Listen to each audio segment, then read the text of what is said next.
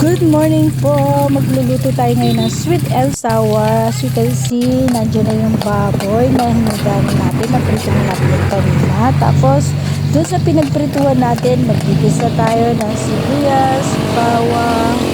Kanina po, as you can see, nailagay ko na yung baboy na pinrito ko, na namarinate ko na yon ng harina, ng paminta, ng asin. So, hindi din na natin yun na video. Hindi na natin nakuha ng video. Tapos, pinrito na po natin siya. Hindi nga lang ganun kaprito. Kumbaga, consistent lang dapat ang ating pagpiprito. Para pag pinakuluan natin siya mamaya, medyo masarap pa rin siya. Nalulaktan pa rin siya. Tapos, ang ginawa ko kanina, habang yan ay ating tinakpan, pakukuluan natin yun ng konti para lumambot ang ating baboy. Naglagay na muna din ako ng carrots, okay?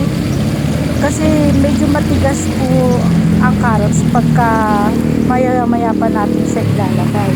Dahil nga iluluto natin ito sa ating karinderya, ito ay hahain natin, ititinda natin, so kailangan malambot para yung ating mga customer ay hindi matigasan din sa carrots natin at saka sa ating baboy. Yan. So, hinalo-halo ko lang po muna yung tinakpan ko. Ngayon, nakikita nyo, kumukulo-kulo na siya. Without anything, ha. Makikita nyo, medyo malapot na dito. Kasi sabi ko nga po sa inyo, minarinate ko na yung baboy kanina na may konting harina. Kaya kung makikita nyo na medyo malapot na siya. Ngayon, nilagay ko na po yung aking tinimplang sauce para sa ating sweet and sour.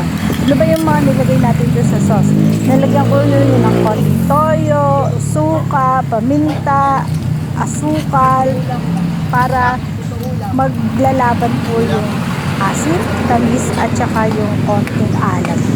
Kaya po tinawag natin yung sweet and sour. Hindi na po ako naglagay dito ng ketchup. Yung iba kasi naglalagay pa ng ketchup. Hindi na po ako naglagay. Kung makikita nyo, medyo madark siya ng konti. Then nilagay ko na yung aking salt and pepper. Tapos yan, tatakpan lang natin yan. Pakukuluin lang natin. Pero syempre, titikman natin siya kung malasa ba siya.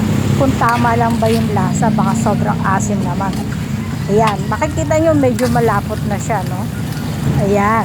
So yan, ready na siya. Tatakpan na natin ng konti at pakukuluan ng konting minuto. And then, ayan na, ready na para sa ating karinderya.